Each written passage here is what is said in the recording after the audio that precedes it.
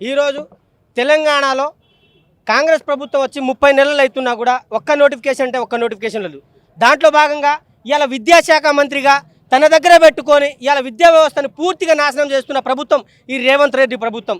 ఎందుకంటే ఇవాళ వచ్చిన రాగానే మేము మెగా డిఎస్సి ఇస్తామని చెప్పారు, ఇప్పుడు దాకా ఒక డిఎస్సి నోటిఫికేషన్ ఇవ్వలేదు. అదేవిధంగా గతంలో గురుకుల వ్యవస్థ పటిష్టంగా ఉండేది, దాంట్లో ఎస్సీ ఎస్టీ బీసీ మైనారిటీ పిల్లలు చదువుకునేటోళ్ళు, అలాంటి విద్యా వ్యవస్థను ఇవాళ పూర్తిగా నాశనం చేసిన ప్రభుత్వం ఈ రేవంత్ రెడ్డి ప్రభుత్వం.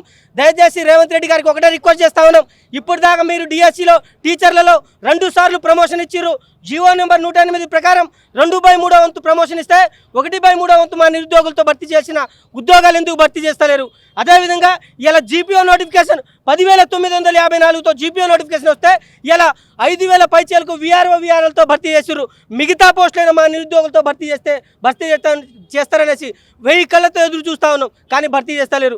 ఇలా వాళ్ళతో విఆర్ఓలతో భర్తీ చేసినప్పుడు ఎటువంటి అడ్డంకులు రాని ఈ కాంగ్రెస్ ప్రభుత్వానికి మా నిరుద్యోగులతో భర్తీ చేయడానికి వచ్చిన అడ్డంకులు ఏందని చెప్పేసి మేము ఈ ప్రభుత్వాన్ని ప్రశ్నిస్తా ఉన్నాం. వెంటనే మీరు 5,000తో ఎస్ఐపిసి నోటిఫికేషన్ కాదు, మీరు 14,000 అన్నారు, 19,000 అన్నారు. మరి మిగతా పోస్టులు ఎవరు కమ్ముకున్నారు? మీరు అంతర్గతంగా ఆంధ్ర వాళ్ళు కమ్ముకున్నారా? మరి ఎవరు కమ్ముకున్నారో చెప్పాలి. ఇవాళ గ్రూప్ 1 ఉద్యోగాలు కమ్ముకున్నట్టు మా టీచర్ పోస్టులు, అదేవిధంగా ఎస్ఐపిసి నోటిఫికేషన్లో సంబంధించిన ఉద్యోగాలు అమ్ముకున్నారా అని చెప్పేసి ఈ రేవంత్ రెడ్డికి మేము ప్రశ్నిస్తా ఉన్నాం. వెంటనే మీరు 2 లక్షల ఉద్యోగ నోటిఫికేషన్ ఇవ్వకపోతే ఈ రేవంత్ రెడ్డి ప్రభుత్వానికి మా నిరుద్యోగుల సత్తా ఏందో బరాబర్ చూపెడతామని చెప్పేసి ఇక్కడ నుంచి హెచ్చరిస్తా ఉన్నాం.